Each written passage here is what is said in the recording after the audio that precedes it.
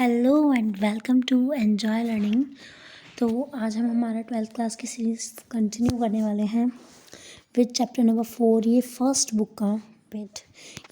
Book का last chapter और बाकी चैप्टर्स भी हमने इसमें कवर कर चुके हैं। ओके, तो इस चैप्टर का नाम है thinkers, beliefs and buildings.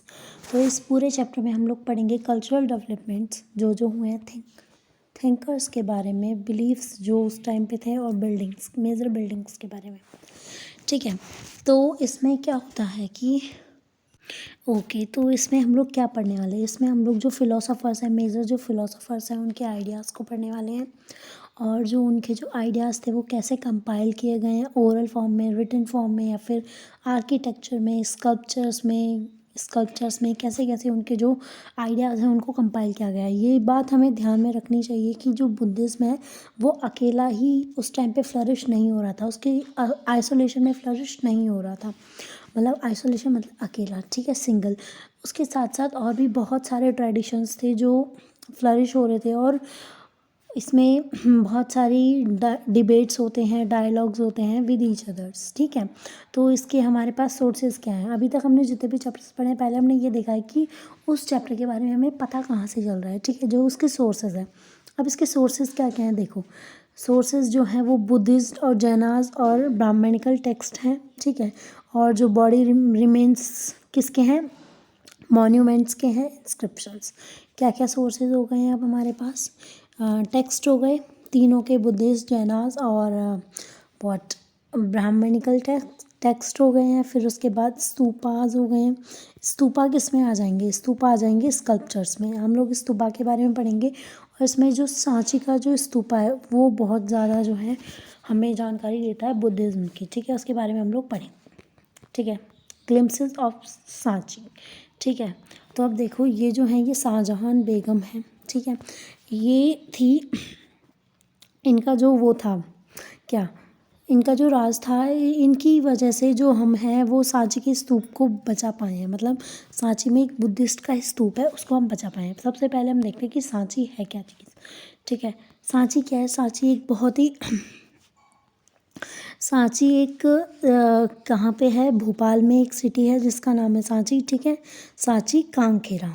Okay, और ये एक विलेज है किसमें, हिल्स से 20 माइल्स दूर भोपाल में, नॉर्थ ईस्ट में है। ठीक है, ये इसकी बेसिकली लोकेशन बताई हुई है। ठीक है, इसमें क्या है, एक स्टोन स्कल्पचर मिला है, बुद्धिस्ट के स्टोन स्कल्पचर्स मिले हैं, एंशियंट गेटवेज मिले हैं, और रूइंस पे क्या हुआ है कि ये जो सांची था ना, सांची वाला जो रीज़न था ना, इसके अंदर क्या है कि स्तूपास थे। ठीक है, या फिर और भी बहुत सारे जो बुद्धिज़्म के जो भी थे स्कल्पचर वगैरह, बिल्डिंग्स वगैरह, है ना। तो वो क्या है कि वो काफ़ी अट्रैक्टिव चीज़ें लगती थी। तो फिर यूरोप के लोग आते थे, और यूरोप के लोग क्या करते थे कि उनकी नज़र रहती थी इन चीज़ों पे, कि वो लोग इनको ले जाएं और अपने उधर दिखाएं, मतलब कैसे शो ऑफ करने के टाइम पे। तो क्या होता है, एक अलेक्जेंडर कनिंघम आता है, क्योंकि यूरोपियन जो जेंटलमैन होते थे उनको काफ़ी पसंद होता। तो फिर अलेक्जेंडर कनिंघम आता है, वो काफ़ी दिन जो है वो यहाँ पे रुकते हैं, एग्जामिन करते हैं, और ये देखते हैं कि ये जो रूइन हुए हैं ये किस वजह से हुए हैं। ठीक है, ये ड्राइंग वगैरह देखते हैं, और ये डेसिफर करते हैं, क्या इंस्क्रिप्शंस जो भी उस पर लिखा हुआ होता है उसको डेसिफर करते हैं। ठीक है, और ये वो जो डॉम्स बने हुए हैं उन सब का इन्वेस्टिगेशन करते हैं। ठीक है, और जो उन्होंने जो भी इन्वेस्टिगेशन किया है वो उन्होंने अपनी बुक में बताया है। ओके, बुक में लिखा है। ठीक है, अब क्या होता है कि 19th सेंचुरी में क्या होता है कि यूरोप के बहुत सारे लोगों की नज़र होती है स्तूपास के ऊपर। ठीक है, स्तूपा, सांची के स्तूपा के ऊपर। तो फ्रेंच भी आते हैं बहुत सारे, वो फ्रेंच आते हैं, इंग्लिश मैन आते हैं। वो लोग क्या बोलते हैं कि भाई हमें सांची का ईस्टर्न गेटवे दे दो, ईस्टर्न गेटवे दे दो हमें, और जिससे कि हम उसे कहाँ पे शो ऑफ करेंगे, फ्रांस के म्यूज़ियम में लगाएंगे, बड़े से म्यूज़ियम में हम इस सुंदर से स्तूपा को ले जाना चाहते हैं बहन जी। फिर वो शाहजहां बेगम थोड़ा अपने दिमाग से काम लेती हैं, और वो क्या बोलती हैं कि भाई तुम इसे ऐसे मत, इसको मत लेके जाओ, ये काफ़ी जो है वो इम्पोर्टेंट चीज़ है, तो तुम इसको मत लेके जाओ। तुम क्या कर लो, इसका प्लास्टर कास्ट कॉपीज़ बनवा लो, मतलब पीओपी की इसी की जैसी सेम टू सेम बनवा देंगे प्लास्टर कास्ट। ठीक है, ये रियल वाला मत लेके जाओ। तो ऐसे ऐसे बहुत सारे बनवा के, तो ऐसे जो शाहजहाँ बेगम थी उन्होंने बचा लिया अपने इस सांची के स्तूपा को, क्योंकि फ्रेंच ले जाते, कोई सा गेट ये ले जाते, कोई सा गेट वो ले जाते, तो ठीक है ऐसे बचा लिया, है ना। पहले तो अलेक्जेंडर कनिंघम थे, ठीक है। अब उसके बाद आते हैं जॉन मार्शल, ठीक है, जो शाहजहाँ बेगम और उनकी सक्सेसर कौन थी, सुल्तान जहाँ बेगम, ठीक है। तो इन्होंने क्या किया, इन्होंने मनी प्रोवाइड किया, किस चीज़ के लिए मनी प्रोवाइड किया, इस एंशियंट साइट को प्रिजर्व करने के लिए, कि भाई अब सीधी सी बात है कि अब वो उसे पीओपी का बनवा के दे रही है तो वो फ्री में तो बनेगा नहीं, तो फिर वो उसके लिए क्या किया, उन्होंने मनी प्रोवाइड किया कि भाई साहब तुम जाओ और पीओपी का बनवा के ले जाओ। और क्या किया, और इस स्तूपा की मतलब ऐसे रंगाई पुताई के लिए, रंगाई पुताई तो क्या मतलब, ये इसको अच्छे से रखने के लिए, ठीक है, प्रिजर्वेशन के लिए बेसिकली इन्होंने बहुत सारे जो है मनी खर्च कर दिया, इसीलिए जो सांची का स्तूप है वो अभी तक बचा हुआ है। तो जो जॉन मार्शल भाई साहब थे, इन्होंने बहुत ही ऐसे डेडिकेट किया है अपनी बुक्स में सांची के स्तूप को सुल्तान जहाँ बेगम से, कि मतलब सुल्तान जहाँ बेगम और शाहजहाँ बेगम की वजह से ही जो है वो सांची का स्तूप बचा हुआ है। Okay, she founded the museum. हाँ, तो उन्होंने क्या किया, उन्होंने क्या किया, उन्होंने म्यूज़ियम बनवाया है, ठीक है, म्यूज़ियम में फ़ंड दिया है कि हाँ ठीक है इसको और अच्छा करो, और उसमें क्या किया, गेस्ट हाउस बनवा दिया। किसके लिए गेस्ट हाउस बनवाया, कि जो मतलब कि राइटर्स आएँ वो लिखें इसके बारे में ज़्यादा से ज़्यादा जनता को बताएं, तो उनके रहने के लिए गेस्ट हाउस बनवा दिया।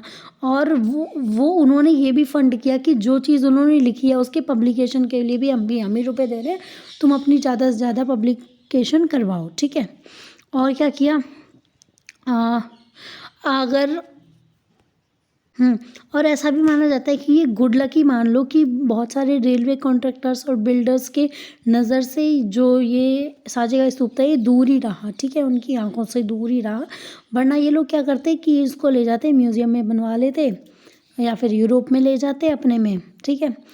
हाँ, ये क्या है, ये जो सांची का स्तूप है इसकी क्या इंपॉर्टेंस है, इसकी इंपॉर्टेंस ये है कि ये बुद्धिस्ट सेंटर है, बहुत ही मतलब कमाल का जो सेंटर है ये बुद्धिज़्म का, जो कि सांची में मिला था, जो कि अर्ली बुद्धिज़्म के बारे में हमें बताता है। टुडे ये सक्सेसफुली रिस्टोरेशन किया जा चुका है इसका, और ये आर्कोलॉजिकल साइट है इंडिया में, ठीक है, जो कि आर्कोलॉजिकल सर्वे ऑफ इंडिया के अंडर आती है।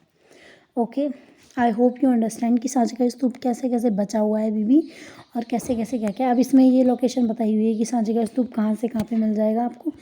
इसमें बहुत ही कमाल की बात कही गई है कि आप तब दिल्ली से भोपाल के रास्ते में जाओगे तो आप उस स्टेशन पे 2 मिनट के लिए उसको रुकवा लो और फिर देखो क्या ही बात करी गई है।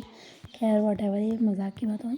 हाँ देखो, तो स्तूपा होता है ऐसा, ठीक है, वेट देखो, स्तूपा होता है ये, ठीक है, ये होता है डोम उसका, ये है ना। अब पूरी की पूरी स्तूपा कैसा कैसा क्या क्या होता है ये चीज़ हम लोग पढ़ेंगे, मतलब आगे इसी चैप्टर में पढ़ेंगे, लेकिन आगे पढ़ेंगे। ये इधर रेलिंग होती है, ये गेटवेज होते हैं, देखो जैसे एक गेट ये हो गया, एक गेट ये हो गया। ये गेट क्या होते हैं कि ये जो गेट थे ना ये काफ़ी जो है वो सुंदर थे, है ना। अभी एक गेट की फ़ोटो आएगी अपने, ठीक है, तब आप लोग देखना, एक यहाँ पे होगा एक पीछे होगा, तो 4 गेट होते थे, ठीक है, टोटल एक स्तूपा में, है ना। ये हम लोग पढ़ेंगे आगे नेक्स्ट। हाँ देखो, अब इसका क्या है, बहुत सारा सिग्निफिकेंस, इसका क्या है, बहुत सारा जो है वो सिग्निफिकेंस है, ठीक है, वो हम लोग आगे देखेंगे, ठीक है। उससे पहले हमें क्या पढ़ना पड़ेगा, सिग्निफिकेंस को समझने से पहले हमें बुद्धिस्ट ट्रेडिशन के बारे में शुरू से पढ़ना पड़ेगा, उसका बैकग्राउंड पढ़ना पड़ेगा। तो उससे पहले हम लोग पढ़ते हैं ये sacrifices and debates, the background.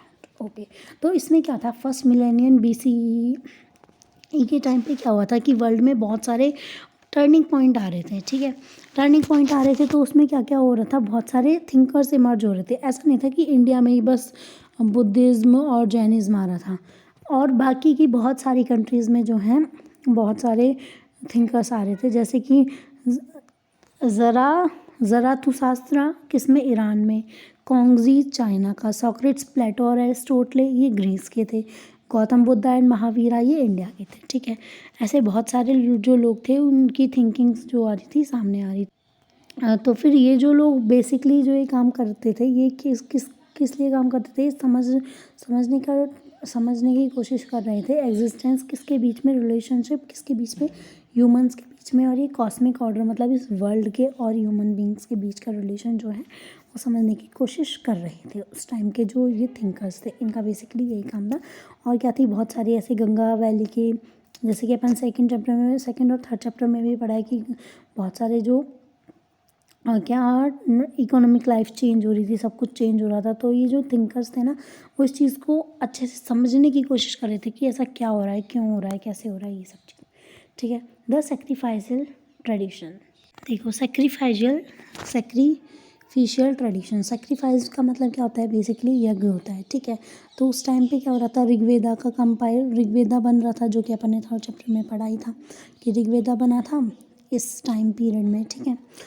हाँ, फिर तब ऋग्वेदा बना तो फिर हाँ उसके जो हिम्स थे, है ना, हिम्स में बहुत सारे हिम्स चैंट किए जाते थे और उसमें बहुत सारे सेक्रीफाइस परफॉर्म किए जाते थे। हाँ, उस टाइम पे जो मेन बेसिकली जो मेजर जो क्या बोलते हैं डाइटीज़ जो मानते थे, देवता जो मानते थे, अग्नि, इंद्रा और सोमा। अग्नि मतलब फायर, ओके, इंद्रा मतलब वॉर का देवता, ठीक है, और सोमम मतलब प्लांट्स। ठीक है, बेसिकली, है ना। अब इनकी पूजा होती थी तो फिर ये लोग क्या करते थे, सेक्रीफाइस करते थे। सेक्रीफाइस मतलब यज्ञ करते थे। किसके लिए यज्ञ करते थे, प्रेयर करते थे कैटल के लिए, कैटल्स अपने पालतू जानवरों के लिए, सन के लिए, गुड हेल्थ के लिए, गुड लाइफ के लिए।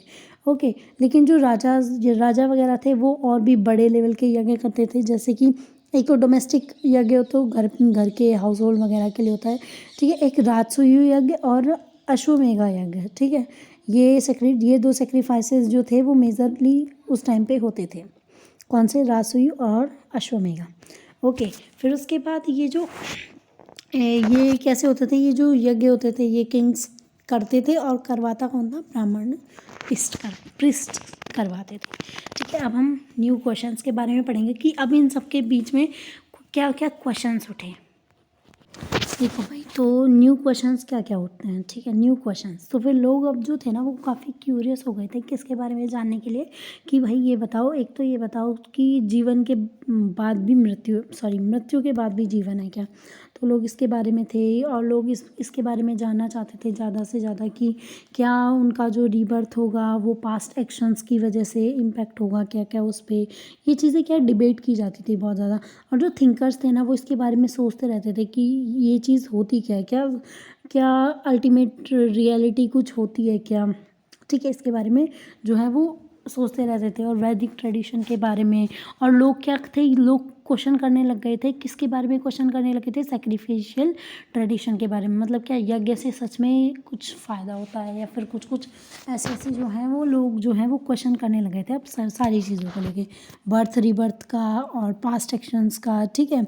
और अल्टीमेट रियलिटी के बारे में, सेक्रीफिशियल ट्रेडिशंस के बारे में क्वेश्चंस करने लगे थे। अब क्या होता था, अब ये क्वेश्चन शुरू हो गए तो फिर क्या होने लग गया, डिबेट्स और डिस्कशन शुरू हो गए। ठीक है। हाँ, तो देखो अब ये डिबेट्स वगैरह तो होते थे, लेकिन ऐसे नहीं है कि भाई चाय के नुक्कड़ पे ही डिबेट्स वगैरह हो गई। इनके लिए क्या होता था, कुटाग्रशाला होती थी, जो कि क्या होता था कि ऐसे पॉइंटेड रूफ वाली एक हट टाइप की होती थी, जिसमें क्या होता था सारे के सारे टीचर्स वगैरह आते थे। तो उस टाइम पे क्या माना जाता है कि 64 सेक्ट्स में बट गए थे, मतलब कि 64 तरीके के अलग अलग लोग थे जो कि अलग अलग तरीके की सोच रखते थे। जैसे कि मैं ये सोच रखती हूँ, कोई कुछ और सोच रखता है, ऐसे 64 तरीके के लोग थे। तो उनके जो मेजर जो टीचर्स थे, जैसे कि बुद्धिज़्म का गौतम बुद्धा टीचर हो गए। ठीक है। महावीरा जो हो गए वो जैनिज़्म के टीचर हो गए, ऐसे। ठीक है। तो ये कुटाग्रशाला में डिबेट हो रही है, बहुत सारे लोग जो हैं वो ऐसे ऐसे बैठे हुए हैं। ठीक है। अब क्या होता था कि मान लो कि इसका पॉइंट ज़्यादा बड़ा हो गया, ये थर्ड वाले है, इसका पॉइंट ज़्यादा बड़ा हो गया। ठीक है। तो फिर क्या होता था कि इस टीचर के जो भी वो थे, इस टीचर के जो भी मेंडिकेंट्स नहीं, इस टीचर के जो भी वो थे, मतलब स्टूडेंट्स या फिर सपोर्टर्स जो थे, वो इसके सबके जो सपोर्टर्स हैं वो इसके बढ़ जाएंगे और बाकियों के कम हो जाएंगे। तो फिर ऐसा होता था उस टाइम पे, समझे। कुटाग्रशाला एक हट थी, पॉइंटेड हट, जिसमें कि डिबेट्स होती थी। एक टीचर अगर जीत रहा है तो फिर उसकी साइड सब लोग होने लग जाते थे, ऐसे होता था। ठीक है। जो डिसिपल्स होते थे वो चेंज हो जाते थे, चेंज कर लेते थे। ठीक है। ग्रो और श्रिंक होते रहते थे। ठीक है। Many these teachers including Mahavira, देखो मैंने बताया ना कि महावीरा और, देखो जैसे कि महावीरा और जो बुद्धा थे वो किसकी अथॉरिटी के ऊपर क्वेश्चन करते थे? वेदास की अथॉरिटी के ऊपर, कि क्या सच में वेदास इतने इंपॉर्टेंट है कि हम उनको इतनी इंपॉर्टेंस देते हैं। वो लोग ब्राह्मण्स के ऊपर, ब्राह्मण्स की पोजीशन के ऊपर और बाकी की कास्ट, जेंडर वगैरह इन सब के ऊपर क्या करते थे? ये लोग क्वेश्चन करते थे।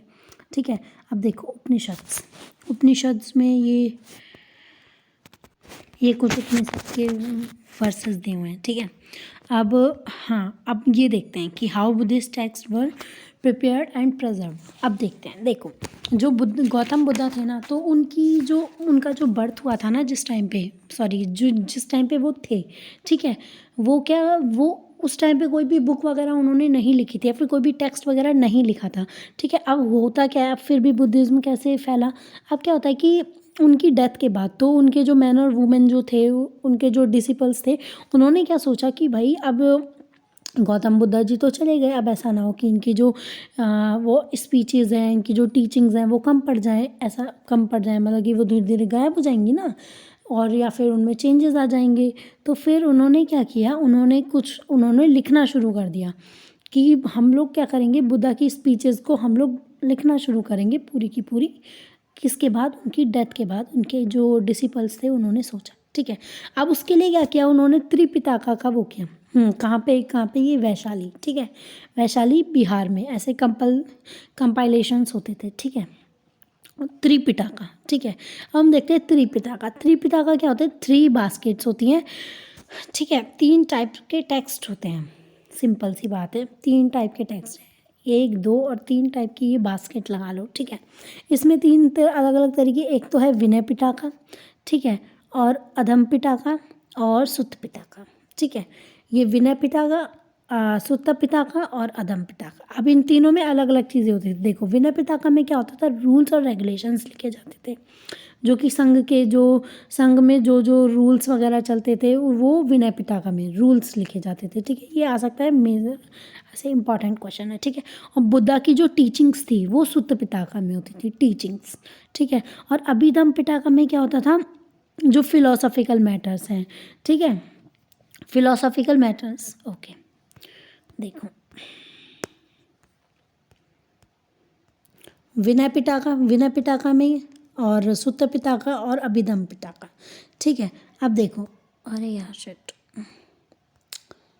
विनय पिटका, सुत्त पिटका और अभिधम पिटका। ठीक है, ये 3 त्रिपिटका होती थी, त्रिपिटका। ठीक है, अब विनय पिटका में क्या होता था?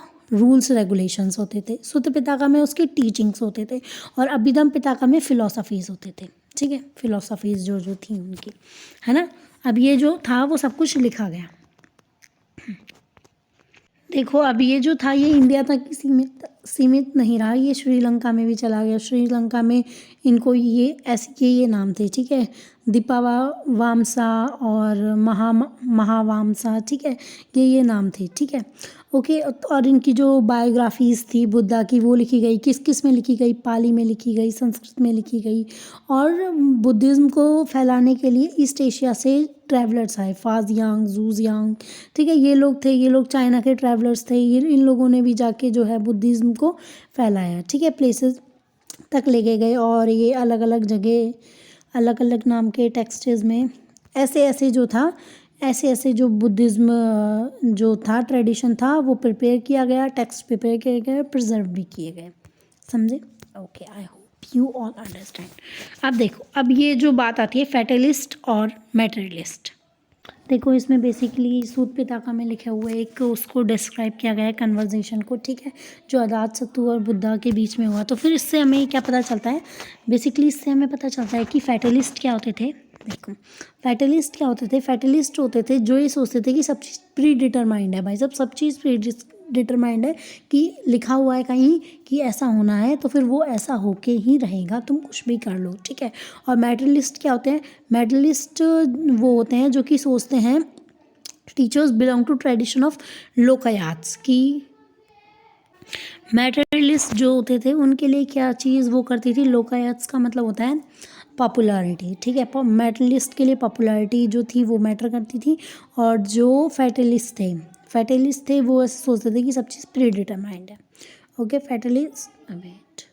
फैटलिस्ट जो थे वो सोचते थे सब चीज़ प्री डिटरमाइंड है, और जो मेटलिस्ट होते थे वो लोकायत्स में, मतलब कि व्हाट पॉपुलैरिटी।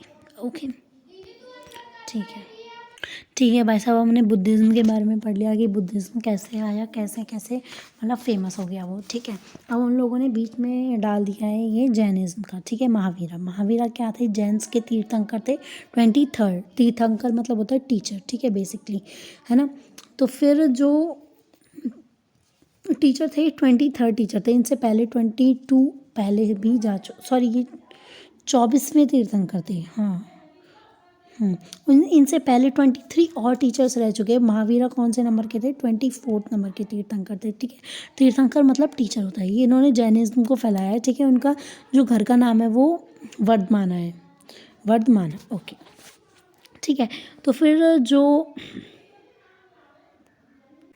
तीर्थंकर जो वर्ड है इधर बेसिकली उसका मतलब होता है, इसका लिटरली मीन्स होता है कि जो गाइड करें मैन और वुमेन को to across the river of existence. ठीक है, एग्जिस्टेंस के बारे से दूर थोड़ा जाके उनको बताएं। हाँ, तो अब ये जो मोस्ट इम्पॉर्टेंट जैनिज्म की जो मोस्ट इम्पॉर्टेंट जो टीचिंग्स हैं वो क्या है, ये लोग क्या मानते हैं कि स्टोन्स, रॉक्स, वाटर, इन सब में क्या है, लाइफ है। ठीक है, इनको इंजरी हमें नहीं पहुंचानी है। ये लोग मतलब जैनिज्म जो लोग होते हैं ना वो हर चीज़ में क्या मानते हैं कि हर चीज़ में है life. Okay, humans, animals, plants, insects, इन ये सब सेंटर हैं किसके, जैना फिलॉसफी के सेंटर हैं।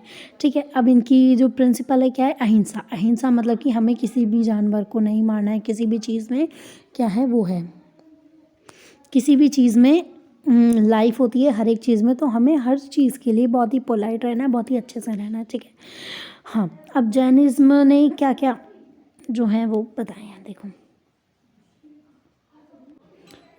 ये जैनिज्म ने ये बताया कि जो बर्थ और रीबर्थ की जो लाइफ है, मतलब कि बर्थ होगा, फिर तुमने कुछ कर्मा किया, फिर उसका जो कर्मा का जो फल है वो तुम्हें अगले बर्थ में मिलेगा, फिर उसके अगला नेक्स्ट बर्थ होगा, फिर कुछ कर्मा करोगे तुम, उसका फल उधर मिलेगा।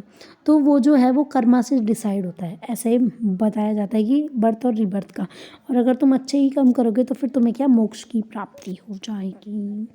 हाँ हाँ हाँ, अगर तुम्हें फ्री होना है किससे, साइकिल ऑफ कर्मा से, तो फिर तुम्हें अचीव करना होगा इस पूरे वर्ल्ड को छोड़ के, तुम्हें अपनी उसको ढूंढना होगा, सेल्वेशन करना होगा। ओके, फिर अब इसमें जैनास के जो हैं वो मॉन्क्स जो 5 वोव्स होते हैं, उनके 5 वोव्स कौन कौन से होते हैं जिससे कि वो लोग बचते हैं। ठीक है, एब्सट्रेन फ्रॉम किलिंग, मारने से बचते हैं, जैसे कि वो लोग जैसे मानते हैं इंसेक्ट्स को भी और वाटर में भी लाइफ होती है।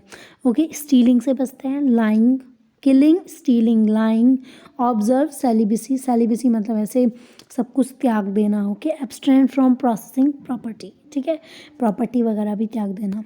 ठीक है, ऐसे world beyond the palace.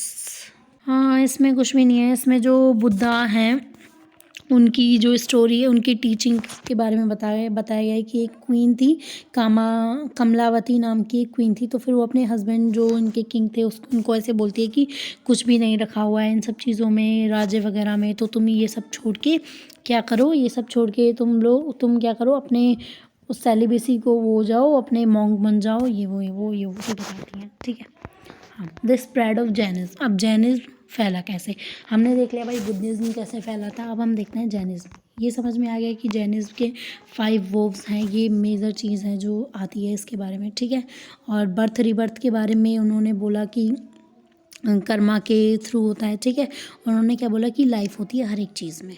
Okay, ये 3 चीज़ें जो हैं वो याद कर रखनी है बेसिकली। हाँ, और ये 24 तीर्थंकर थे, ये भी याद रखना है। The spread of Jainism.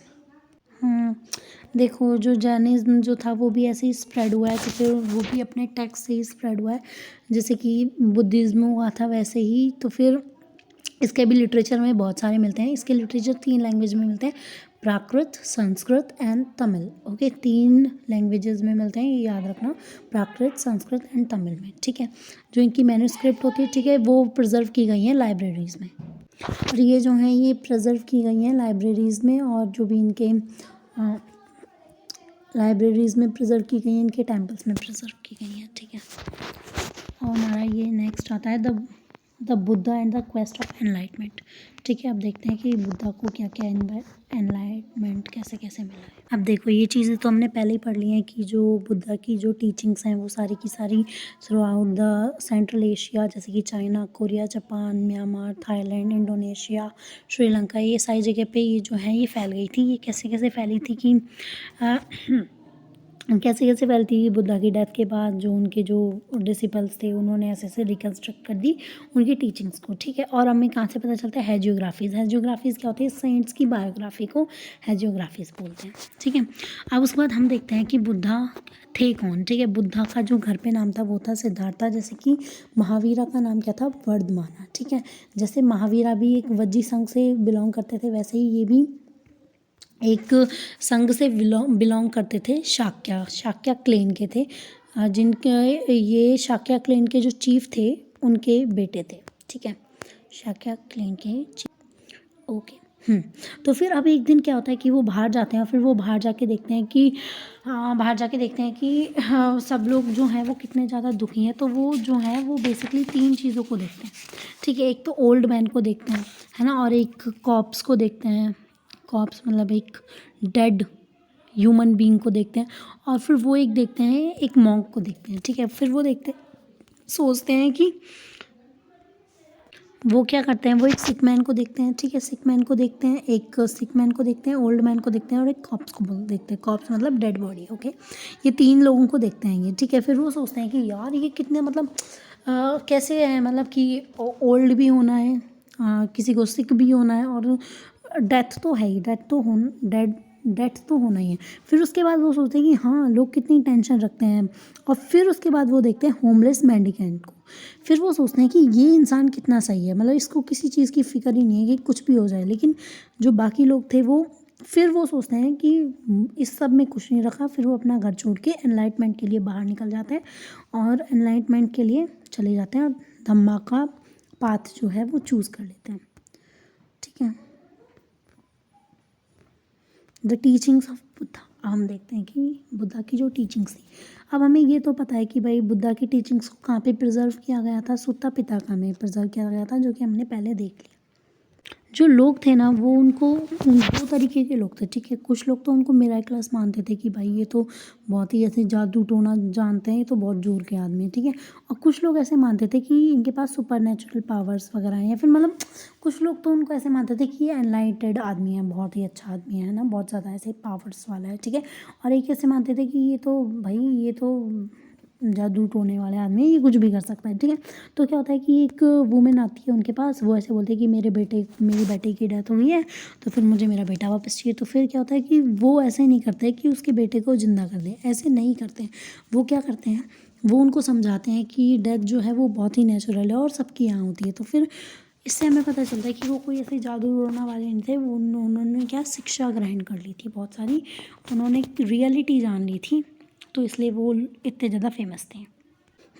अब देखो तो बुद्धिस्ट फिलॉसफी क्या थी? देखो उनका ये मतलब था कि वर्ल्ड इज़ ट्रांजिट, वर्ल्ड एक है।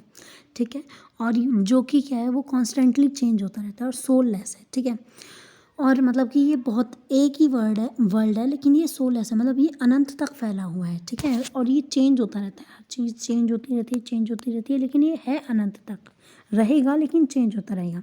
ठीक है, और वैसे ही जो कुछ भी चीज़ परमानेंट नहीं है, जैसे कि एक आदमी आता है फिर एक आदमी जाता है, फिर बर्थ होता है डेथ होती है, बर्थ होता है डेथ होती है, तो कुछ भी चीज़ जो है परमानेंट नहीं है। और जो हमारा जो सोरो है वो ह्यूमन की वो है, मतलब कि सोरो है वो परमानेंट है। ठीक है, अगर आप सेल्फ इंडल्जेंस जो है वो पेनेंस कर लोगे, मतलब कि सेल्फ इंडल्जेंस ले आओगे, तो फिर तभी जो एक इंसान है वो सारी के सारे ट्रबल से जो है वर्ल्डली ट्रबल से मुक्ति पा सकता है। अगर वो किसी भी चीज़ के बारे में मतलब मोह माया ना रखे, तभी वो इन सब ट्रबल से जो है वो दूर हो सकता है। ठीक है, और इस अर्लीस्ट फॉर्म जो थी बुद्धिज़्म की, इसमें कोई भी ऐसे क्वेश्चन नहीं होता था कि गॉड एग्जिस्ट करते हैं या नहीं। ऐसी कोई भी जो था वो इरिलेवेंट था कि गॉड होते हैं या नहीं, ये नहीं पता, लेकिन वर्ल्ड एक है। ठीक है, जो कि कॉन्स्टेंटली चेंज हो रहा है और ये अनंत तक रहेगा। ठीक है, और दुख भी ह्यूमन के इंट्रिंसिक है। ठीक है, बुद्धिज्म इन प्रैक्टिस, ठीक है। हाँ, अब देखो, अब इसमें जो है सुत्त पिताका में फिर से बुद्धा की जो टीचिंग्स हैं वो लिखी हुई थी। तो फिर उसमें क्या था, जो बुद्धा है ना वो एक सिंगला नाम के एक हाउस होल्डर को बता रहे हैं कि कैसे कैसे जो है वो अपने सर्वेंट को जो है खुश रख सकते हैं या फिर कैसे सही रख सकते हैं, ठीक है। और ब्राह्मण्स को जो भी है कैसे वो किसी इंसान को सही या खुश रख सकते हैं। देखो, उनके हिसाब से काम का वो करके, उनकी स्ट्रेंथ के हिसाब से काम दे के, उनको फूड दे के, उनको वेजेस दे के टाइम से, उनकी सिकनेस में उनका साथ दे के, और शेयर करके, ठीक है, ठीक है, लीव दे के टाइम पे तब भी उन्हें चाहिए। तो फिर ये पॉजिटिव पॉजिटिव बात जो है वो बुद्धा करते थे। देखो, जो बुद्धा थे ना, जैसे कि हमने चैप्टर नंबर 3 में पढ़ा है कि बुद्धा क्या बोलते थे, उन्होंने क्या सोशल कॉन्ट्रैक्ट वाली थ्योरी दी थी। तो फिर इसमें भी यही बताया गया है कि सोशल जो वर्ल्ड है ना वो कोई डिवाइन ओरिजिन नहीं है। वो क्या किया है, वो लोगों ने खुद ने बनाया है, वो ह्यूमन की क्रिएशन है, कोई भी डिवाइन ओरिजिन नहीं है। और उन्होंने किंग्स को क्या एडवाइस किया है, किंग्स को और गृहपतिज को क्या एडवाइस किया है कि तुम भाई ह्यूमन और एथिकल रहो, मतलब कि मानवीय व्यवहार करो, बहुत अच्छा व्यवहार करो। क्यों? क्योंकि इंडिविजुअल एफर्ट से जो है वो ट्रांसफॉर्मेशन हो सकता है कि भाई तुम अच्छे से रहो। और क्योंकि जो ह्यूमन बीइंग है ना, उन्होंने ही तुम्हें बनाया है, और फिर तुम जो हो वो हटाए भी जा सकते हो, तो तुम थोड़ा ढंग से रहो। देखो, तो फिर इसमें जो बुद्धा थे ना, उनका क्या कहना था कि ये जो रिबर्थ वाली साइकिल है ना, कि बर्थ होगा फिर डेथ होगी, फिर बर्थ होगा फिर डेथ होगी, इससे तुम तभी निकल सकते हो तब तुम सेल्फ रियलाइजेशन करो, ठीक है, जब तुम निब्बना को प्राप्त हो जाओ, ठीक है। मतलब कि तब तुम्हारे अंदर ईगो जो है वो हट जाए, ईगो चला जाए, कोई भी डिज़ायर ना रहे तुम्हारे अंदर, तुम राइट इजी से एक्शन करो, तुम सही सही काम करो, मतलब कुछ भी गलत ना करो। तभी तुम ये जो साइकिल ऑफ सफरिंग है ना, कि बर्थ हो रहा है, बार बार रीबर्थ हो रहा है, तभी तुम इन सब से हट सकते हो, ठीक है। तभी तुम इस वर्ल्ड से जा सकते हो परमानेंटली। और ये जो थे वो his last word to his, उन्होंने जो लास्ट जो अपने फॉलोअर्स को बोला था वो ये बोलता है, be lamps unto your up to yourself as all of you must work out your own liberation. अपने लिबरेशन चाहते हो, अपना मोक्ष की प्राप्ति या फिर निब्बना चाहते हो, तो फिर तुम्हें क्या करना है, अपने खुद के लैंप बनना है। हाँ, अगर तुम्हें इस चीज़ से मुक्ति पानी है, बर्थ रिबर्थ से, तो फिर तुम्हें क्या करना है, खुद का लैंप बनना है। ऐसे जो बुद्धा थे वो बोलते थे, फॉलोअर्स ऑफ बुद्धा। हाँ, अब देखो, अब जो बौद्धा के जो फॉलोअर्स थे ना वो कहाँ रहते थे, वो संघ में रहते थे, ठीक है, सारे के सारे फॉलोअर्स। और वो क्या काम करते थे, वो स्प्रेड करने का काम करते थे, टीचर्स ऑफ धम्म। वो जो बुद्धा की टीचिंग थी उसको स्प्रेड करने का जो है वो काम करते थे, ठीक है। और वो लोग कैसे रहते थे, असेंशियल रिक्वायरमेंट्स पे रहते थे। वो एक बाउल का ही फूड, मतलब कि ऐसे बाउल लेके जाते थे, जैसे भिक्षुज की तरह वो बाउल लेके जाते थे और फिर फूड रिसीव करते थे, ठीक है। फूड रिसीव करने के लिए दिन में बस एक बार खाना खाते थे, ठीक है। फिर उसके बाद क्या होता है, पहले बस जो मैन ही अलाउड थे, किसमें, संघ में पहले मैन ही अलाउड थे। फिर उसके बाद जो आनंदा थे, किसके आनंदा, हाँ, आनंदा कौन थे, आनंदा बुद्ध के जो थे वो डियरेस्ट डिसिपल थे। तो उन्होंने परस्यू किया कि भाई वुमेन्स को भी अलाउ करो, तो फिर संगा में वुमेन भी अलाउड होने लगी। तो फिर जो फर्स्ट जो वुमेन थी वो थी महाप्रजापति गौतमी थी, वो फर्स्ट भिक्षुणी बनी, ठीक है। फिर उस बाद वुमेन्स एंटर हो गई। फिर वो वुमेन को क्या किस नाम से जाना जाता था, टीचर्स ऑफ धम्मा।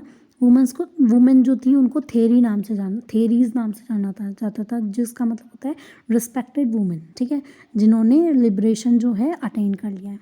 ओके, फिर उसके बाद हम लोग देखते हैं कि बुद्धा के संग में रहते कौन कौन थे, फॉलोअर्स कौन कौन थे। किंग्स होते थे, जैसे कि अब तुम लोग सोचोगे कि भाई सब कुछ अपना त्याग के और फिर कोई राजा क्यों ही अपना वो करेगा, जैसे कि अशोका ने किया। अशोका सबसे बड़ा एग्जाम्पल है, ठीक है। वेल्दी मैन होते थे और गृहपतिज होते थे, मतलब ये तो वेल्दी लोग हो गए। फिर उसके बाद नॉर्मल वर्कर्स होते थे, जैसे कि स्लेव्स होते थे, क्राफ्ट पर्सन होते। अब भले ही ये कहीं से भी आए, एक राजा भी वही है, एक स्लेव भी वही है। अगर उसने बुद्धिज़्म को प्राप्त कर लिया है, ज्वाइन कर लिया है, तो फिर वो सबके सब जो हैं वो एक ही हैं। वो सब ना राजा कहलाएगा ना कोई स्लेव कहलाएगा, सब लोग क्या कहलाएंगे, भिक्षु एंड भिक्षुनीज कहलाएंगे, ठीक है। हाँ, वो लोग कहाँ पे, संघा और गणाज में रहेंगे, और ठीक है, अपने अपने उनकी जो टीचिंग्स होती थी वो क्या हो रही हैं कि भाई डिस्कशंस होते थे। और डिस्कशंस होते थे तो फिर अगर उन्हें कुछ क्या लेना है, कुछ डिसीज़न लेना है, तो फिर वो क्या करते थे, वोट करते थे उसके लिए, ठीक है। ये थेरी गाथा है। थेरी क्या होती है? थेरी रिस्पेक्टेबल वुमेन होती है। देखो ये रहा, सॉरी, थेरीज, ओके, ठीक है। अब ये थेरी गाथा है कि एक भिक्षुणी ऐसे बताती है कि हम लोग पानी भरने जाते थे स्लेव को, किंग को, क्वीन को, ठीक है, ठंड में पानी कैसे कैसे भरते हैं लेके जाते थे। अब देखो, अब ये रूल्स जो थे वो काफ़ी ज़ोरदार थे। अब क्या करते थे कि इनका जो एक ब्लैंकेट था ना, एक ब्लैंकेट इन्हें 6 साल तक चलाना पड़ता था, ठीक है, एक ब्लैंकेट। ये रूल्स थे कि भाई तुम्हें कुछ ज़्यादा खर्चा नहीं करना है, तुम्हें अपनी वेल्थ पे ज़्यादा वो नहीं करना है, तुम्हें बस नॉर्मल लाइफ जीनी है जिससे कि तुम सेल्वेशन प्राप्त कर सको, ठीक है। और वो क्या करते थे, ठीक है, ब्लैंकेट जो थे वो साल में 6 साल में एक बार यूज़ करते थे। फिर एक बार यूज़ मतलब कि एक बार ख़रीदते थे। और जो बेक खुद नहीं करते थे, ठीक है। ये क्या जाते थे, बाउल फुल ऐसे लोगों के पास जाते थे, फिर उसके बाद ये अपना वो लेते थे, क्या, खाना लेते थे। फिर उसके बाद खाना लेने के बाद अगर इनके पास ज़्यादा खाना हो जाता तो फिर ये शेयर भी कर लेते थे खाने को, ठीक है। और मतलब कि ज़्यादा नहीं खाते थे, ऐसे जितना ज़रूरी है उतना ही खाते थे, ठीक है। अब देखो, जो बुद्धिज़्म जो था वो बहुत ही रैपिडली ग्रो हुआ। देखो अब उससे उसकी वजह क्या क्या थी कि कुछ लोग डिससेटिस्फाइड थे, किससे, ब्राह्मणिकल जो रूल्स थे जो चले आ रहे थे, प्रैक्टिस वगैरह, सोशल चेंजेस जो हो रहे थे, उनसे लोग जो क्या थे बहुत ज़्यादा डिससेटिस्फाइड थे, इसलिए उन्होंने वो किया। फिर एक तो उन्हें ऐसे बता दिया गया कि भाई कि एक सुपीरियरिटी होती है, किसकी सुपीरियरिटी होती है, बर्थ के ऊपर होती है कि अगर तुम ऐसे ऐसे इसी में फंसे रह जाओगे तो फिर इसी में ही फंसे रह जाओगे। अगर तुम्हें सेल्वेशन चाहिए, निब्बना चाहिए, तो फिर तुम्हें क्या करना पड़ेगा, तुम्हें इन सब चीज़ों से दूर रहना पड़ेगा। तो फिर इसलिए लोग जो थे वो ज़्यादा से ज़्यादा इसमें आने लगे। अब हम लोग देखे थे स्तूपास के बारे में, जो कि हमने शुरू में ही पढ़ा था। अब हम लोग उसको डिस्क्राइब करके देखते हैं इसके। अब देखो, जैसे कि हमने देखा था कि इन सब की जो आइडियाज़ थे वो किस में, टेक्स्ट में थे, लेकिन सारे के सारे जो चीज़ें थी वो टेक्स्ट में प्रिजर्व नहीं थी। कुछ कुछ सेक्रेड प्लेसेस भी ऐसे थे जो कि इनके आइडियाज़ को वो करते थे। देखो जैसे कि एक स्पेशल ट्री या फिर एक यूनिक रॉक का एक इंस्पायर करते थे ये लोग, मतलब कि इनकी भी कुछ ना कुछ वैल्यू थी, ठीक है, कुछ कुछ प्लेसेस की। बुद्धिस्ट लिटरेचर क्या मेंशन करते हैं, बहुत सारे सेवरल चैत्यास क्या होती है, चैत्यास होती है कि ये चिता से जो है वो वर्ड निकला है, जो कि फ्यूनरल के टाइम पे ये, ठीक है। उसके बाद क्या होता है कि एक माउंट सा बना दिया जाता है, चैत्यास मतलब चिता के ऊपर जो भी है ना। अब देखो, अब इसमें आपको ये आगे पता चलेगा, अभी हम आगे देख लेते हैं, फिर उसके बाद देखेंगे मैप को, ठीक है। बुद्धाज लाइफ, बुद्धा बॉर्न हुआ लुम्बिनी में, एनलाइटमेंट हुआ बौद्ध गया में, और सरमन दिया, फर्स्ट सरमन मतलब अपना संदेश जो पहला उन्होंने दिया था सारनाथ में, और निब्बना मतलब उनकी डेथ हुई कुशीनगर में, ठीक है। अब देखते हैं इसमें, देखो लुम्बिनी ये रहा, ठीक है, जहाँ पे उनका बर्थ हुआ, ठीक है। फिर उसके बाद उन्होंने अपना फर्स्ट मैसेज सारनाथ में दिया, और उनको जो बौद्ध गया में उनको क्या मिला, एनलाइटमेंट मिला, और जो कुशीनगर था उसमें उनकी जो है वो डेथ हो गई थी, निब्बना प्राप्त हुआ, डेथ को निब्बना बोलते हैं, ओके। हाँ, तो फिर ये जो सारे प्लेसेस थे ये जो सारे प्लेसेस थे सेक्रेड, मतलब कि ये बहुत ही ऐसे हम लोग कह सकते हैं कि जो एरिया थे जहाँ जहाँ उन्होंने ये सारी चीज़ें की थी वो बहुत ही रिस्पेक्ट के साथ साइड से देखी जाती थी, बहुत ही ऐसे सेक्रेड मतलब रिलीजियस टाइप से देखी जाती थी। तो फिर 200 ईयर्स के बाद तब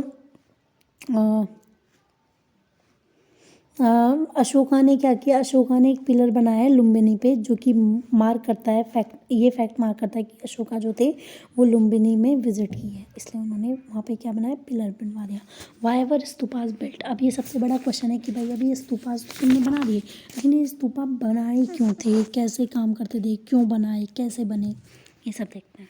अब देखो ये कैसे बने हैं कि जो उस स्तूपास ऐसा नहीं है कि मतलब कि ये पहले नहीं बनते थे, लेकिन ये जो फेमस हुए हैं ये ज़्यादा बौद्धिज़्म के, ये प्री बुद्धिस्ट भी बनते थे लेकिन बुद्धिज़्म के टाइम पे ज़्यादा फेमस हो गए। कैसे कि जो बुद्धा के जो भी बॉडीली रिमेन्स थे या फिर उनके कुछ भी प्रोडक्ट वगैरह थे, कुछ भी चीज़ें थी, है ना, उनके जो रेलिक्स थे, वो सारी की सारी चीज़ें क्या थी कि ये जो अशोक वंदना से हमें पता चलता है कि अशोका ने क्या किया, बहुत सारे एरियाज़ में बुद्धा के जो रेलिक्स थे वो डिस्ट्रीब्यूट कर दिए, कि रेलिक्स मतलब कि ऐसे चीज़ें की बुद्धा की टीचिंग की से रिलेटेड जो चीज़ें थी, ठीक है, वो ऐसे डिस्ट्रीब्यूट कर दी और उन सब के ऊपर क्या बना दिए स्तूपास।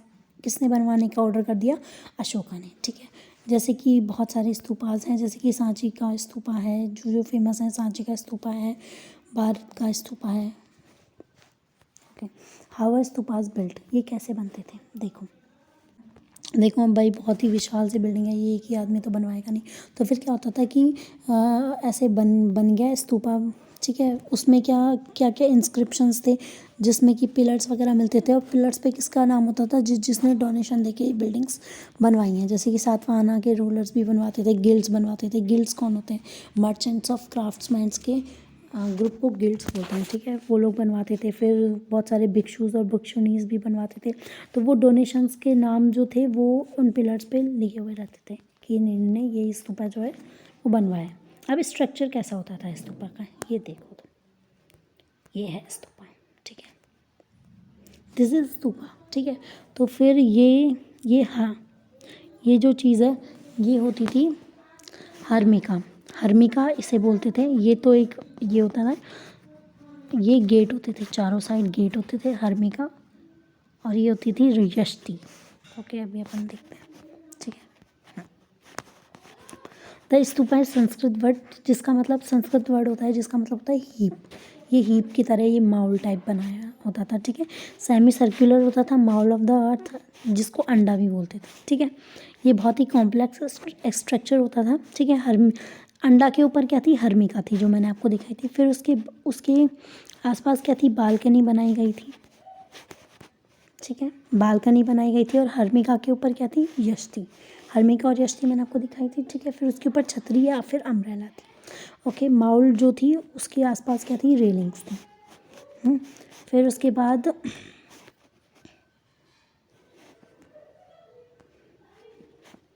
देखो देखो, ये हो गई हैं रेलिंग्स, ये रेलिंग्स, ये गेट हो गए हैं 4, 3 ये हो गए और एक पीछे की साइड होगा, ठीक है। ये यष्टि, ये हर्मिका, ये माउंट। ओके, अब इधर क्या होता था? इधर एक रेलिक कास्केट होती थी, जिसके अंदर जो बुद्धा की जो भी चीज़ें हैं वो इधर रखी रहती थी। देखो अब क्या होता था, ठीक है, स्तूपास के ये रेलिंग होती थी। अब ये जो पूरा था ना, ये जो पूरा स्तूपा है ना, ये क्या है? ये प्लेन रहता था, ठीक है।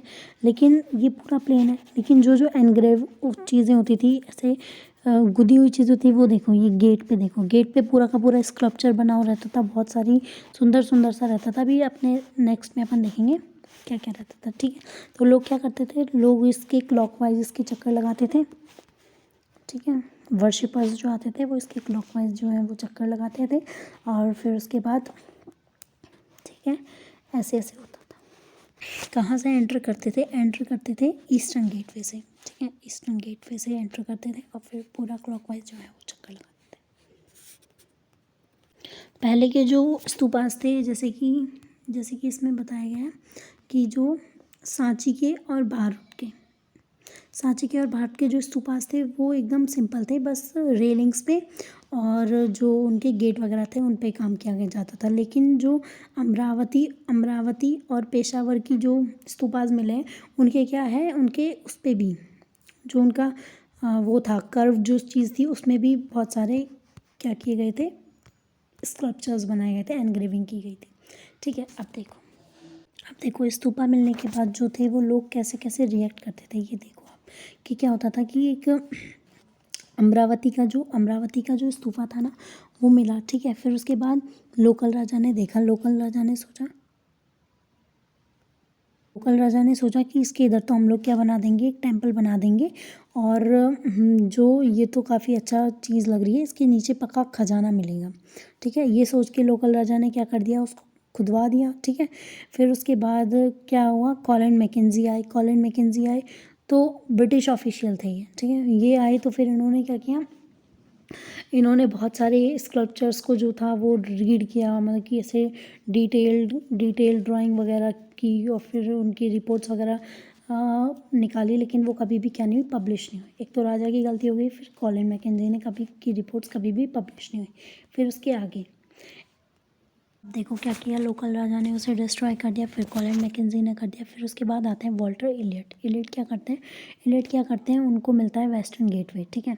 वेस्टर्न गेटवे मिलता है तो फिर वो उसको क्या ले जाते हैं, उसके मार्बल्स को कहाँ ले जाते हैं, इस इधर से इस सांची के स्तूप के मार्बल्स को ले जाते हैं, वो मद्रास में ले जाता है इलियट। और फिर मद्रास में ये किस नाम से जाने जाते हैं, इलियट मार्बल्स के नाम से जाने जाते हैं। तो फिर इलियट ने जो अपनी बुक लिखी थी उसमें उन्होंने बोला था कि तब उन्होंने वेस्टर्न गेटवे देखा तो उन्हें तब पता लगा कि जो सांची का जो स्ट्रक्चर था ना, स्तूपा जो था वो सबसे लार्जेस्ट था, जो सबसे मतलब कि लार्जेस्ट और मैग्निफिकेंट जो है वो स्तूपा है बुद्धिस्ट स्टैपोज स्तूपाज में से, ठीक है। फिर उसके बाद 1850s में क्या किया,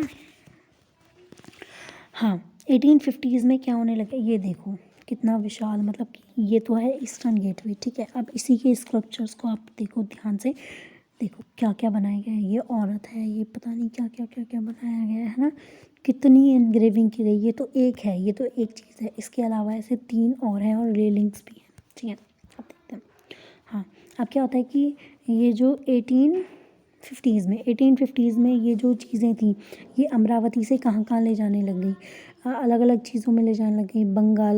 बंगाल कलकत्ता में ले जाई गई, फिर उसके बाद ये मद्रास में ले जाई गई, लंदन में ले जाई गई। फिर उसके बाद ये जो अमरावती का जो स्तूपा था ना, उसकी बहुत सारी जो गेटवेज थे या फिर बहुत सारी जो चीज़ें थी, वो ब्रिटिश एडमिनिस्ट्रेशन के गार्डन्स को शोभित कर रही थी, मतलब कि गार्डन्स में लगा दी गई ऐसे ही, मतलब कि इनकी कुछ भी वैल्यू वगैरह नहीं की, इन्होंने ज़्यादा वैल्यू नहीं की और इनको ऐसे ही डिस्ट्रॉय कर दिया, ठीक है।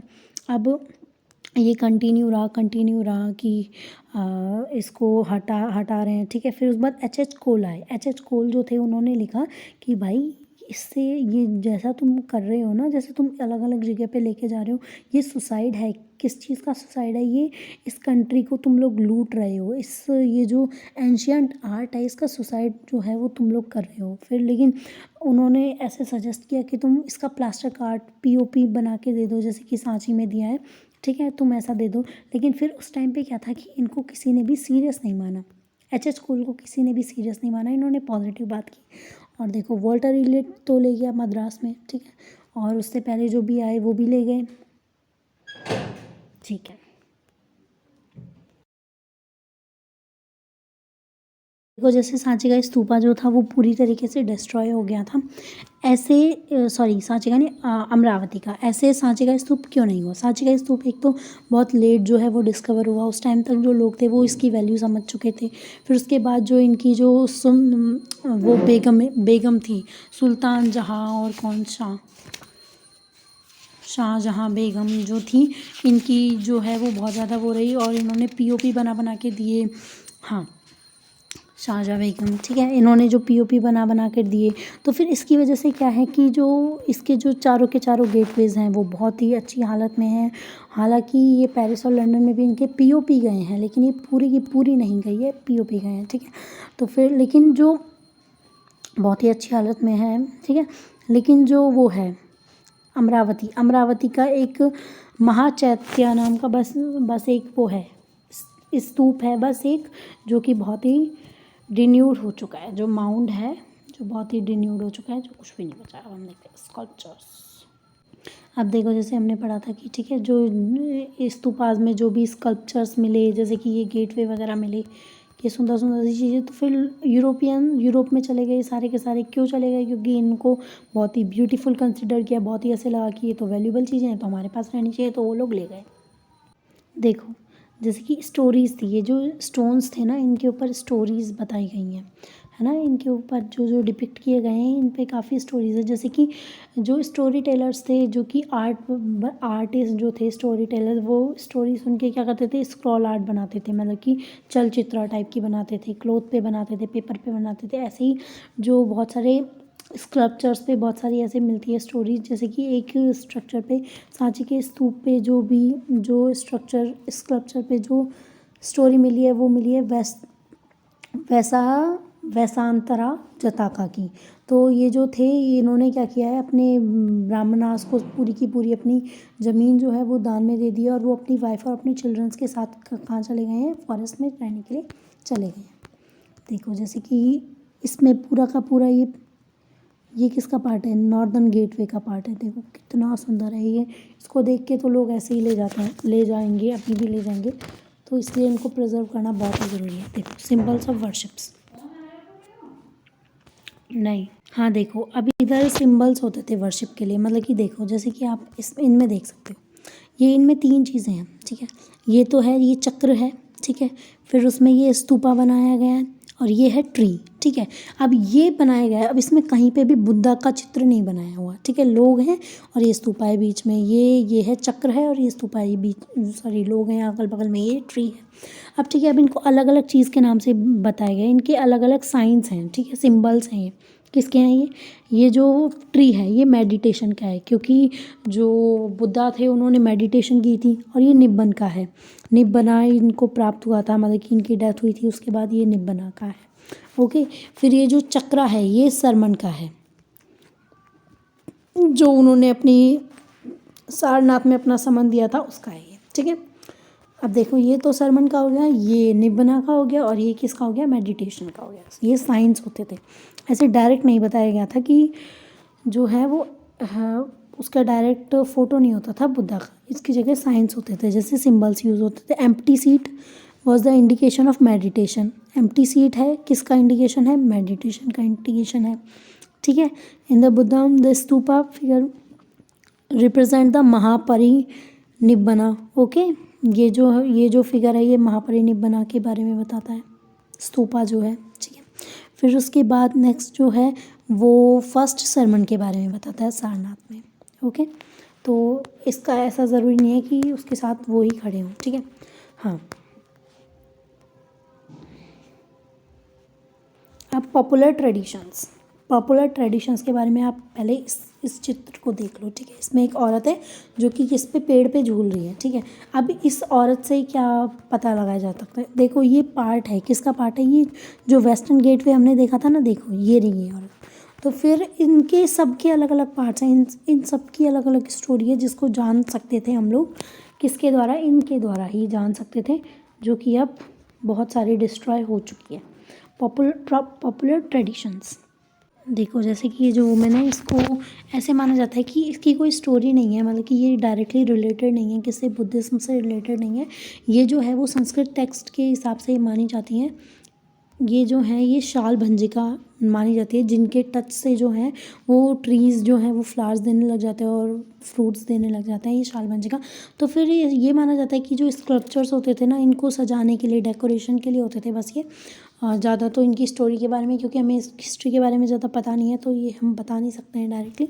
फिर उसके बाद क्या है कि ये बुद्धिज़्म लोग भी बनाते थे जो, और नॉन प्री बुद्धिस्ट भी बनाते थे और नॉन बुद्धिस्ट बिलीव वाले लोग भी बनाते थे। जैसे कि हमें और भी इमेजेस मिली हैं, किसकी, एनिमल्स की इमेजेस जो हैं वो हमें मिली हैं। ये एनिमल्स कौन कौन से हैं,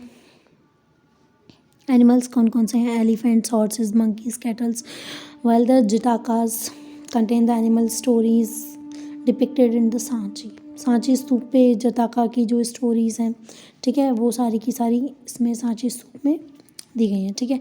एलिफेंट फॉर एग्जांपल, एलिफेंट किसका सिग्निफाई करता है, स्ट्रेंथ और विजडम को सिग्निफाई जो करता है वो एलिफेंट करता है, देखो, ठीक है। ये पेंटिंग्स हैं पास से, ये तो ऐसे ही अजंता केव में जो पेंटिंग है ये दिखाई गई है ना। अब ये देखो, ये गृहलक्ष्मी का बनाया गया है कि ये लक्ष्मी जी हैं, और इन पे एलिफेंट्स जो हैं वो कर रहे हैं, इनका राज्याभिषेक जो भी कर रहे हैं। ये देखो, ये स्नेक्स की बताई गई है। ऐसे ऐसे जो बहुत सारे मोटिव्स जो हैं वो मिले हैं, देखो गजलक्ष्मी, सॉरी गृहलक्ष्मी नहीं, गजलक्ष्मी, जिनका मतलब होता है कि गुड फॉर्चून के लिए जो है एलिफेंट एसोसिएट करते हैं, ठीक है, गुड फॉर्चून के लिए।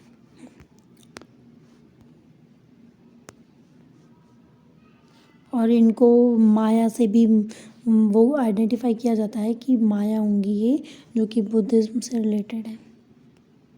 इसमें ऐसे ही बताया गया है कि जो जेम्स फर्गसन थे वो क्या थे, वो बुद्धिज़्म के बारे में कुछ भी नहीं जानते थे। तो फिर उन्होंने क्या बताया, उन्होंने सरपेंट वाली, ये सांप वाली में उसको देख के बताया कि ये ट्री सेंटर है उसका, और जो सरपेंट की है वो वर्शिप की जाती है, तब तक इनको बुद्धिज़्म के बारे में कुछ भी नहीं पता था, स्टडी वगैरह नहीं की थी।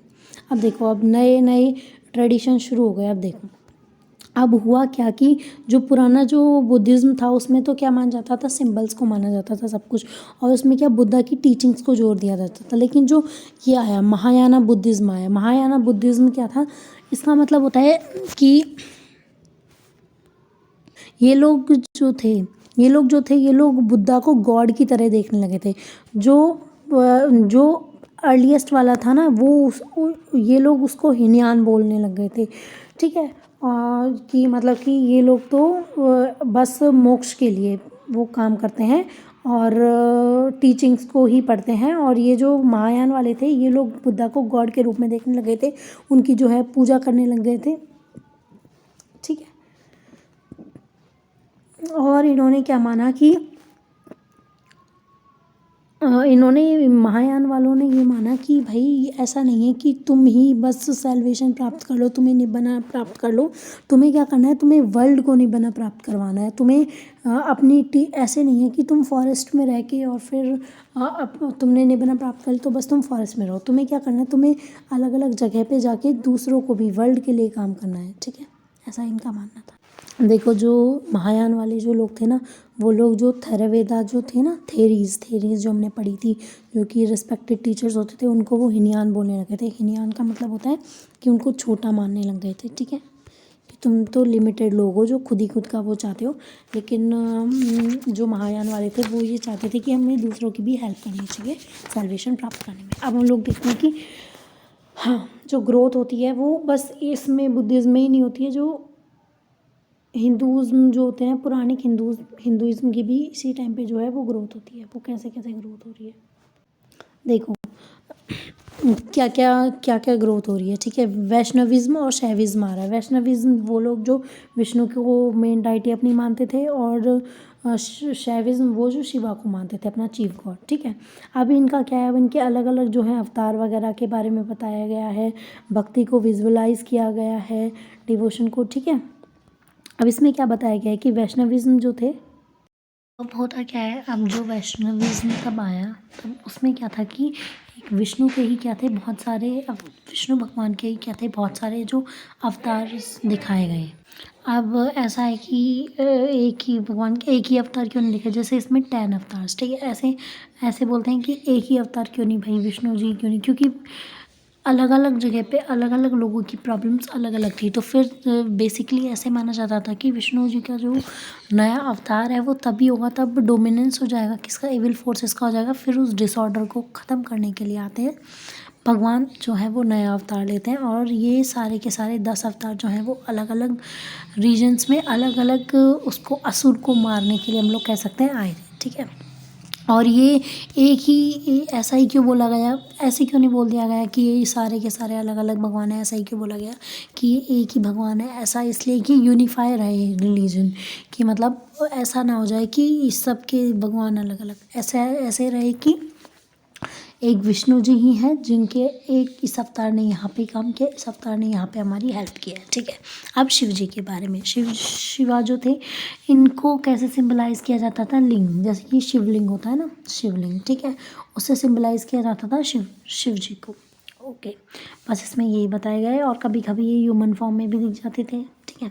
अब इसमें क्या क्या सिम्बल्स क्या क्या होते थे, देखो कि ये अलग अलग जो है अलग अलग उनकी थॉट्स, या फिर कह लो, या फिर कह लो कि रिप्रेजेंटेशन के तरीके अलग अलग होते हैं। तो फिर क्या कई बार क्या होता है कि उनकी ड्रेसेस डिफरेंट होती हैं, ठीक है, उनके ऑर्नामेंट्स डिफरेंट होते हैं। कभी उनके हाथ में वेपन्स होते हैं, कभी कुछ ऐसे ऑस्पिशियस सी चीज़ होती है, जैसे कमल दे दिया, ठीक है, और ऐसे ग्रंथ दे दिए, गणेश जी के हाथ में ग्रंथ, और जैसे दुर्गा माँ के हाथ में वेपन दे दिया, इस तरीके से, ठीक है। तो अब इन स्कल्पचर्स के मीनिंग को समझने के लिए, जैसे कि ये स्कल्पचर है, ठीक है। अब ये बेसिकली क्या दिखा रहे हैं, ये दिखा रहे हैं कि ये एक देवता है, ठीक है, ये अर्थ का रूप है, ये इन्होंने अर्थ को बचाया हुआ है इन देवता ने, और ये इनको मार रहे हैं, ठीक है, राक्षस को का वध कर रहे हैं, फिर कुछ ऐसे ही है, हाँ, ठीक है, जो भी दिखाया गया है यहाँ पे। तो फिर अलग अलग जो देवता थे, ये जो स्कल्पचर्स थे, अब इनको समझने के लिए क्या, हमें कैसे पता चला कि इसमें ये स्टोरी है, इसकी वजह से ये स्टोरी है, इसके लिए हमें क्या करना पड़ा, इसके लिए हमें पुराण ब्राह्मणिकल टेक्स्ट को पढ़ना पड़ा, जो कि पुराण वगैरह को पढ़ना पड़ा। अब जो पुराण थे ना, वो वेदास से बिल्कुल ही डिफरेंट थे, वेदास की तरह नहीं थे। पुराण को क्या था, शूद्र भी पढ़ सकते थे, वुमेन भी पढ़ सकते थे, ठीक है। अब ये किसी सब लोग पुराण पढ़े तो फिर लिखा हुआ जो संस्कृत में जो वर्सेस है वो सिंपल संस्कृत में लिखे हुए थे, ठीक है। अब सब लोग पढ़ रहे हैं तो फिर ये सब लोगों के ये इसीलिए ये स्टोरीज़ कुछ कुछ इतनी ज़्यादा पॉपुलर है कि सब लोगों को अलाउ था पढ़ना। देखो जैसे कि ये इतना ज़्यादा फेमस है कि हम अगर मथुरा का नाम अभी भी सुनते हैं तो हमारे दिमाग में क्या आता है, वसुदेव वासुदेव कृष्णा, यही आता है। तो फिर ये चीज़ें इसलिए इतनी होती कि लोग एक दूसरे ट्रैवल करते थे, ये तुमने देख लिया, ट्रैवल करते थे तो अपने से एक दूसरे के आइडियाज़ को क्या करते थे, शेयर करते थे, और मैन वुमेन सब भी पढ़ सकते थे, तो सबको ये जो थे ये आइडियाज़ थे, मतलब कि ये स्टोरीज़ के बारे में पता था, इसलिए ज़्यादा से ज़्यादा स्प्रेड हुआ। देखो अब अपन देखते हैं कि ये जो टेम्पल्स हैं ये कब बनने लगे, कैसे बनने लगे, ठीक है। जिस टाइम पे सांची के ये स्तूप वगैरह बन रहे थे उसी टाइम पे जो थे वो टेम्पल्स बनने लगे। तो फिर टेम्पल्स में क्या होता था, ये स्क्वायर से रूम होते थे। इन रूम्स में यहाँ पे जो थी वो स्कल्पचर रखा जाता था या फिर कुछ भी ऐसे भगवान जी का वो रखा जाता था, और उसके ऊपर ही होता था, इसको शिखर बोलते थे, जो कि अभी भी होता है, उसके ऊपर ऐसे झंडा टाइप, ठीक है। तो फिर टेम्पल बेसिकली पहले एक ही रूम का होता था, ऐसा स्ट्रक्चर होता था, ठीक है। टेम्पल का देखो एक ही रूम है, ठीक है, और एक ही गेट है मेन वाला, है ना, और लोग आते थे उसमें। फिर उसके बाद जैसे जैसे टाइम बदलता गया, जैसे जैसे टाइम बदलता गया, देखो शिखर होता था ऊपर, किसके ऊपर होता था, सेंटर में जो श्राइन होती थी, जो मूर्ति होती थी उसके ऊपर, ठीक है। तो जैसे जैसे टाइम बदलता गया वैसे वैसे टेम्पल के जो साइज़ था वो बढ़ता गया, ठीक है। जैसे आप आजकल के टेम्पल्स देखोगे उनमें असेंबली हॉल्स भी होते हैं, बड़ी बड़ी वॉल्स होती हैं, गेटवेज होते हैं, और फिर और टेम्पल्स के ऊपर क्या होता था कि डेकोरेशन के लिए स्कल्पचर्स भी बनाते थे। देखो यहाँ पे इसमें एग्जैक्टली साफ दिख नहीं रहा है, देखो जैसे कि ये एक टेम्पल के ऊपर का स्कल्पचर है, ठीक है, जो भी बन रहा था। फिर इसके बाद नए नए जो फीचर्स आने लग गए टेम्पल्स के, वो ये था कि क्या करते थे, पूरी एक रॉक को, पूरी एक बहुत बड़ी रॉक है उसको काट काट के और टेम्पल बनाते थे, समझ रहे हो आप। हाँ देखो, तो फिर क्या होता था कि पूरी की पूरी एक बड़ी रॉक है तो फिर उसको काट काट के टेम्पल बना देते थे, ठीक है।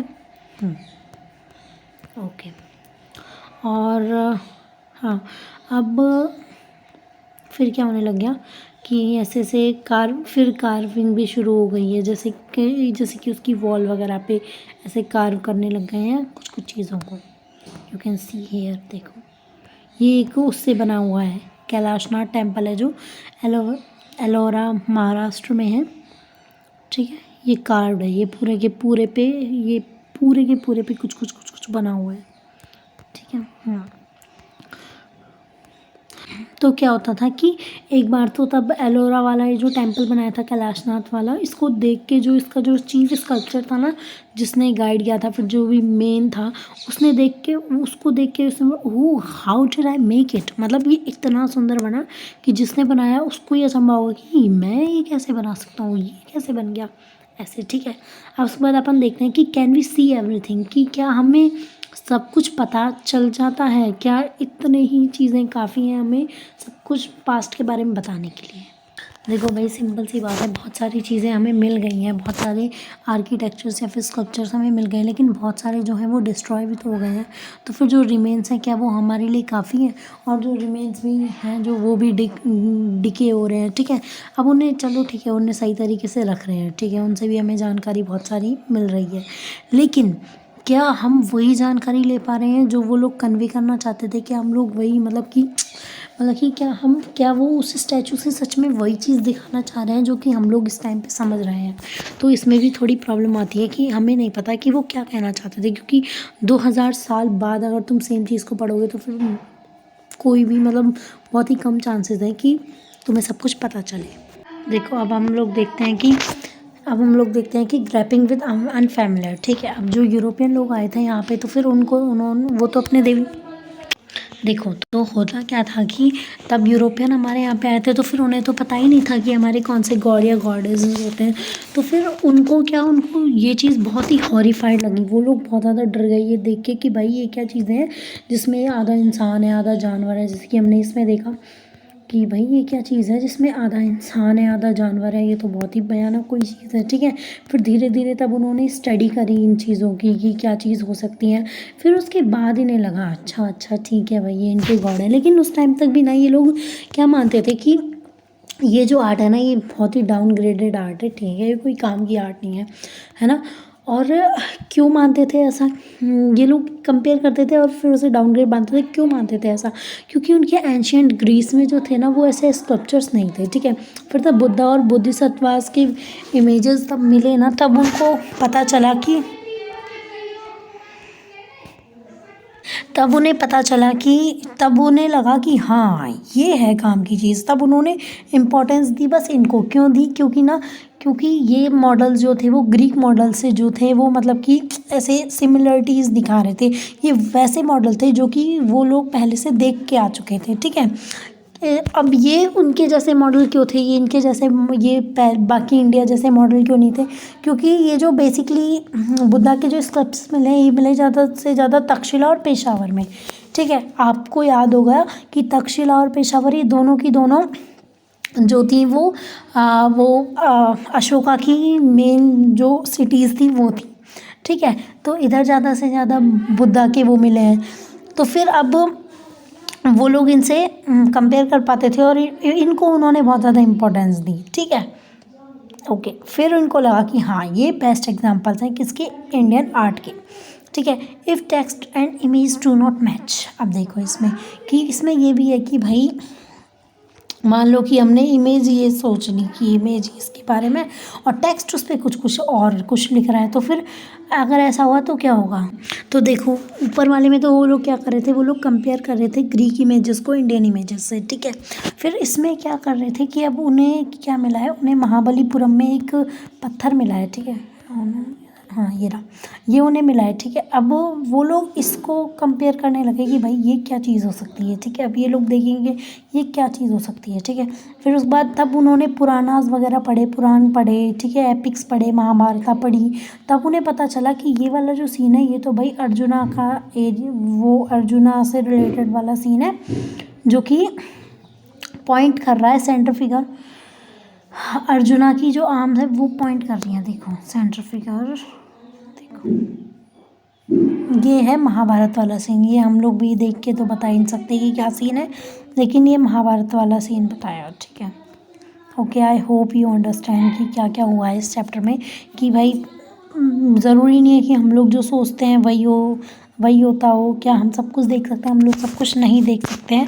और अनफेमिलियर को तब हम देखते हैं तब हम कुछ भी सोचते हैं, हम डर भी जाते हैं। ठीक है, फिर उसके बाद हम कंपेयर करते हैं एक दूसरे से, फिर उसके बाद हम और भी चीज़ें, ये एक स्ट्रेटेजी टाइप की होती है। देखो पहले हमने चीज़ें देखी जिनसे हम अनफेमिलियर हैं। ठीक है, फिर हम डर गए। ठीक है, फिर उसके बाद हमने उन चीज़ों को कंपेयर किया बाकी चीज़ों से, हमारी जो नोन थी उनसे हमने उन्हें कंपेयर किया। फिर उसके बाद हमें जो है वो सही चीज़ नहीं मिली। उसके बाद हमने टेक्स्ट वगैरह पढ़े तो फिर हमें पता चला कि अच्छा ये चीज़ है, ऐसा होता है। ठीक है, अब हमने ये भी देख लिया कि टेम्पल्स कैसे बनते थे। पैलेस और टेम्पल्स एक रूम के बराबर होते थे, फिर उसके बाद उसमें हॉल वगैरह भी रहते थे। और कई बार क्या होता था कि एक पूरी बड़ी रॉक को काट के और टेम्पल बना दिया जाता था। देखो जैसे कि ये एक बड़ा पत्थर है। ठीक है, उसको काट के इसके केव के अंदर से ही टेम्पल बनाया है, देख लो ये वाला, है ना। ओके, फिर उसके ऊपर हमने क्या पढ़ा है, उसके ऊपर हमने यही पढ़ा है कि पुराने के हिंदुज़्म की कैसे कैसे ग्रोथ हुई। जिस टाइम पे बुद्धिज़्म की ग्रोथ हो रही थी उसी टाइम पे हिंदुज़्म की ग्रोथ हो रही थी। जो विष्णु थे उनके 10-10 अवतार बताए गए। क्यों, क्योंकि प्रॉब्लम्स अलग अलग थी और अलग अलग प्रॉब्लम्स अलग अलग अवतार ने वो सॉल्व करी। और वो विष्णु के ही अवतार बताए गए क्योंकि जैसे कि यूनिफॉर्मिटी रहे। ठीक है, यूनिफॉर्म रहे कि हाँ एक ही भगवान जी है मेन, जो हैं, ठीक है। और उनके हाथ में जो जो वेपन्स होते थे या फिर ऑस्पिशियस कोई भी चीज़, कमल का फूल वगैरह होते थे, तो फिर उनकी भी अलग ही आइडियाज़ होते थे उनके पीछे भी, ठीक है। अब ये भी हमने देख लिया है कि क्या नए ट्रेडिशन आए, महायान बुद्धिज़्म था वो डेवलप हो गया, हीनयान वो थर्वेदा को क्या थेरावेदा को क्या बोलने लगे, हीनयान बोलने लगे। क्यों? क्योंकि ये तो बुद्ध को गॉड की तरह मानते थे और ये लोग मानते थे कि जो बुद्धा है वो ऐसे ही है, मतलब कि ऐसे ही, मतलब कि वो एक मॉन्क ही है, ठीक है। वो ये लोग सोचते थे कि सब में स्प्रेड की जाए चीज़ों को। अब इसमें हम लोग स्कल्पचर से समझ रहे थे कि क्या क्या चीज़ें, क्या क्या ट्रेडिशन हो सकता है फॉलो किए गए हो। फिर हमें इसमें पता चला कि ज़रूरी नहीं है कि स्कल्पचर बुद्धिज़्म फॉलो करने वालों ने ही बनाए हो, कई नॉन बुद्धिज़्म ने भी बनाए, तो इन स्कल्पचर्स का कोई भी जो है वो रिलेशन नहीं है। इसकी संस्कृत टेक्स्ट की वो है जिसके टच करने से फ्लावर वो हो जाते हैं, ठीक है। अब क्या क्या सिम्बल्स यूज़ किए गए, ये चक्र अलग यूज़ किया गया, फिर ये क्या स्तूपा यूज़ किया गया और ये ट्री यूज़ किया गया, ये सिम्बल्स यूज़ किए गए, ठीक है। फिर स्टोरीज, स्टोन पे जो स्टोरीज होती थी, ठीक है, उसके बारे में, स्कल्पचर्स के बारे में हमने पढ़ लिया है ना। फिर उसके ऊपर हमने क्या पढ़ा है, स्तूपा के अमरावती के स्तूप के बारे में पढ़ा है कि वो कैसे कैसे जो है वो डिस्ट्रॉय हो चुका है। फिर उसके बाद हमने पढ़ा है कि स्तूपा क्यों बनते थे, स्तूपा कैसे बनते थे, स्तूपा मतलब इसका स्ट्रक्चर कैसा होता था, वो सब हमने पढ़ लिया। फिर उसके बाद हमने देखा कि स्तूपा कहाँ कहाँ मेजरली मिले, वहीं मिले हैं जहाँ पे बुद्धा की ज़्यादातर टीचिंग्स जो थी वो दी जाती थी, ठीक है। उसके बाद हमने देखा कि बुद्धिज़्म कैसे ग्रो हुआ, उसके फॉलोअर्स कौन थे, पहले मैन ही मैन थे, फिर वुमेन भी आ गई हैं, ठीक है। Okay, thank you guys. If you like the video, to like, share and subscribe. Thanks a lot guys.